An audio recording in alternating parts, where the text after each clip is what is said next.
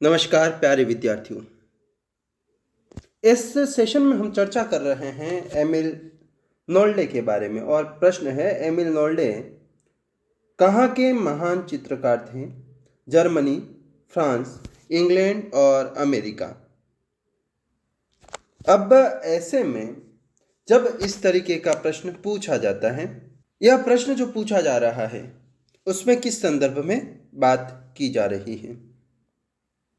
यहाँ पर एमिल नोल्डे जो है वह फ्रांस के चित्रकार हैं। सॉरी, एमिल नोल्डे जर्मनी के चित्रकार हैं। यहाँ पर जो जवाब दे रखा है उसमें, और ऐसे में चार ऑप्शन में से जर्मनी के चित्रकार हैं। अब जब हम एमिल नोल्डे के बारे में बात करते हैं तो थोड़ा सा हम समझ लेते हैं एमिल नोल्डे मतलब कौन, किसके बारे में पूछा जा रहा है।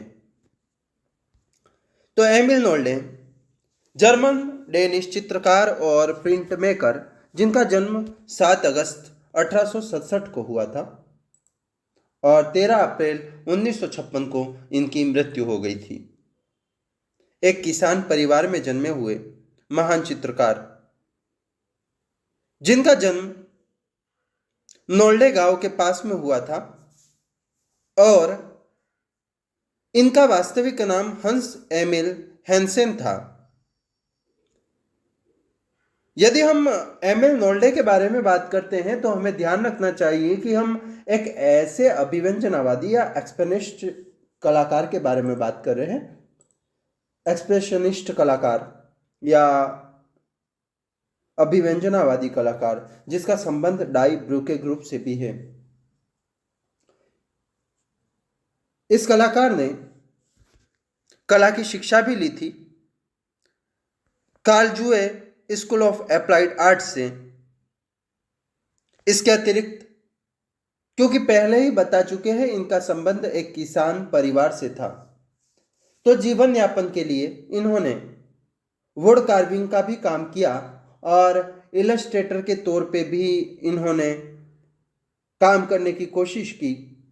यह पेंटिंग के क्षेत्र में लेट आए थे। पहले आरंभ में वुड कार्विंग या नक्काशी का जो काम किया जाता है फर्नीचर पर या लकड़ी पर, उसका काम इन्होंने करने का प्रयास किया। क्योंकि ये एक साधारण गांव से थे, एक छोटे से गांव से थे, कहीं ना कहीं धर्म जैसी जो बात है, धार्मिकता है, वह इनके मन में थी। इसके अतिरिक्त यह भ्रमण के दौरान भी जो स्थितियां रहती थी उनसे भी प्रभावित हुए थे, जो उनके कामों में देखा जा सकता है।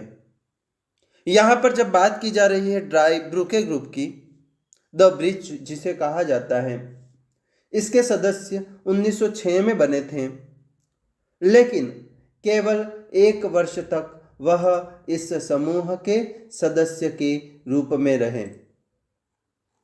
बाद में यह इस समूह से अलग हो गए थे। इन्होंने जब फर्नीचर के कारखाने में काम करने का कार्य किया तो इसका कारण यह भी था कि कृषि जीवन जो है उससे जुड़े हुए थे, लेकिन उन्हें कृषि जीवन रास नहीं आ रहा था। अपने 3 भाइयों के कारण भी इनकी स्थिति थी वह ऐसी थी कि इन्हें काम करने की जरूरत पड़ी। पेंटिंग इन्हें आकर्षित करती थी, इसीलिए बाद में वह पेंटिंग के क्षेत्र में आ गए। म्यूनिख, बर्लिन जैसे शहरों का इन्होंने दौरा भी किया। इसके अतिरिक्त जब वह प्रशिक्षण ले रहे थे तो 1906 में डाई ब्रूके ग्रुप जो है, जो कि 4 वास्तुकला के छात्रों द्वारा स्थापित किया गया था, उनसे जुड़े 1 वर्ष तक काम किया, लेकिन असहज महसूस किया और अलग हो गए। इसके बाद 1908 से 1910 तक बर्लिन सेक्शन के सदस्य भी रहे, जहां पर भी असहमति के कारण इन्होंने अलग होने जैसा निर्णय लिया 1912 में कांडिस्की द्वारा स्थापित डेर ब्लू राइटर ग्रुप जो है उससे जुड़े म्यूनिख में जो जिस ग्रुप की महत्वपूर्ण केंद्र के रूप में पहचान होती है। तो ब्लू राइटर ग्रुप कांडिस्की जिसके लिए जाने जाते हैं, पर परीक्षा में हमेशा प्रश्न पूछा जाता है, तो इसी से जुड़े।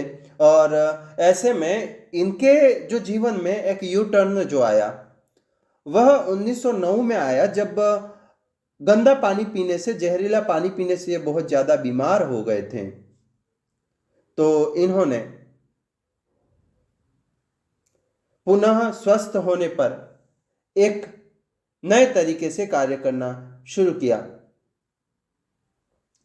डायब्रूके ग्रुप का अलगाववाद कहीं ना कहीं पारंपरिक सौंदर्यवाद के अलग ले जाता है, क्योंकि पारंपरिक सौंदर्यवाद जो है उसको खारिज करने के लिए ही डायब्रूके ग्रुप आया था। और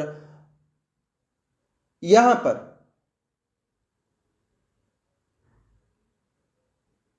उनका अभिव्यक्तिवादी होना भी एक कारण था।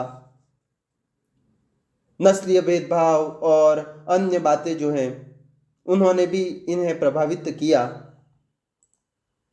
जब वह 1913-14 में ईस्ट इंडीज के अंतर्गत एक अभियान में गए तो वहां की स्थिति से भी प्रभावित हुए, जो उनकी कला में देखा जा सकता है। पॉल गॉगविन और आदिम कला का प्रभाव भी उनके काम में देखा जा सकता है। इन्होंने राजनीतिक दल से भी जुड़े और यह जानकर ताज्जुब होगा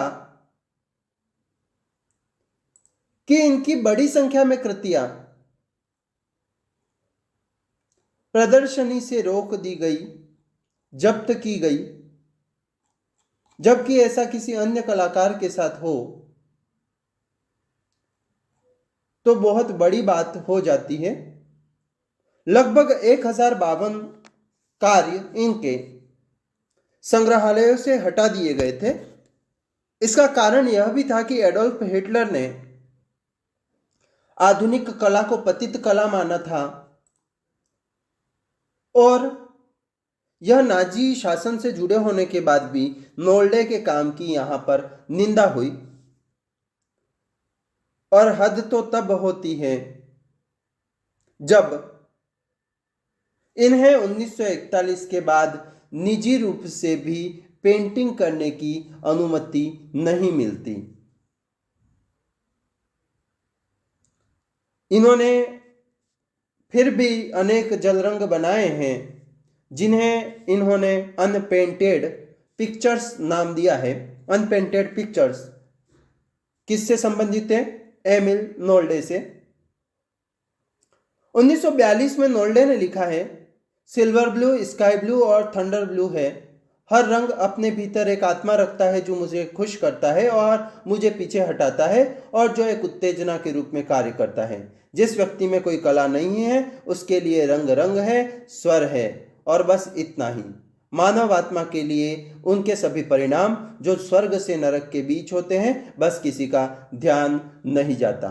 खैर, यह वही व्यक्ति है जिन्हें द्वितीय विश्व युद्ध के बाद सम्मानित भी किया गया। मतलब कि नोल्डे ने अपनी जिंदगी में बहुत सारे उतार चढ़ाव देखे। धार्मिक रूप से निश्चय ही धार्मिक थे। यदि हम इनके कामों की बात करें, बहुत सारे ऐसे काम हैं जिनमें चमकदार रंगों का प्रयोग देखने को मिल रहा है, कला में आधुनिकता देखने को मिल रही है। इनके चित्रों में ऑयल कलर का जो प्रयोग है वह बहुत अधिक देखने को भी मिल रहा है। लेकिन जैसा कि मैंने कहा कि 1941 के बाद, तो 1941 के बाद इन्हें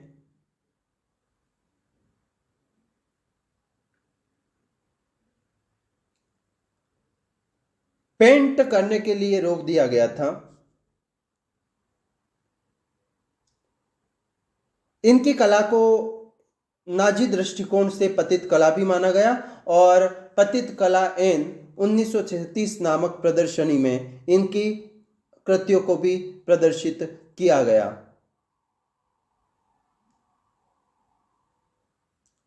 लेकिन फिर भी हमें ध्यान रखना चाहिए कि जब भी जर्मन अभिव्यक्तिवाद की बात आती है या जर्मन एक्सप्रेशनिज्म की बात होती है तो एमिल नोल्डे का नाम जरूर लिया जाता है।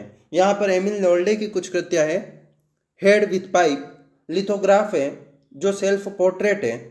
एक और कृति flower garden without figure oil painting है।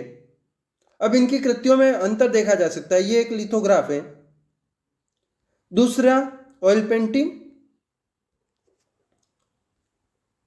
एक और wildly dancing child oil painting है जिसमें कुछ बच्चों को नाचते हुए नृत्य करते हुए दिखाया गया है। एक और कृति ऑयल पेंटिंग है जो वो यहाँ पर हम देख सकते हैं, द ब्यूराइल। एक और वुडकट प्रिंट मेकिंग के तौर पर भी जाना जाता है, प्रिंट मेकर के लिए जाना जाता है, प्रिंट मेकर के तौर पे जानते हैं। तो ऐसे में द प्रोफेट वुडकट 1912, क्योंकि वुडकट का प्रिंट मेकिंग है, हमें ध्यान रखना है, प्रश्न सीधे से भी बहुत सारी बार आता है। तो वुडकट प्रिंट मेकिंग है, लिथोग्राफ प्रिंट मेकिंग है। तो वुडकट के लिए जाना जाता है। यहाँ पर बहुत ही शानदार प्रभाव देखने को मिलता है लकड़ी का, और सफ़ेद और काले रंग का जो प्रभाव है, सफ़ेद और काले रंग के जो क्रैक्स हैं वह इनके प्रिंट्स में आकर्षित करते हैं। इसके अलावा एक और लिथोग्राफ जो कि रंगीन लिथोग्राफ है, साउथ सी आइसलैंडर, वो पेपर पे प्रिंट निकाली गई है। यह 1915 में बनाया गया है। यह कृतियाँ थी एमिल नोल्डे की, और यहाँ पर एमिल नोल्डे की चर्चा इसलिए भी की जा रही है क्योंकि आज एमिल नोल्डे का 7 अगस्त को जन्मदिन भी है।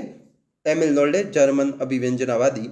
आप सभी ने सुना, इसके लिए धन्यवाद। इसे लाइक करें, कमेंट करें, शेयर करें और चैनल को सब्सक्राइब करें ताकि आप नए नोटिफिकेशंस प्राप्त कर सकें।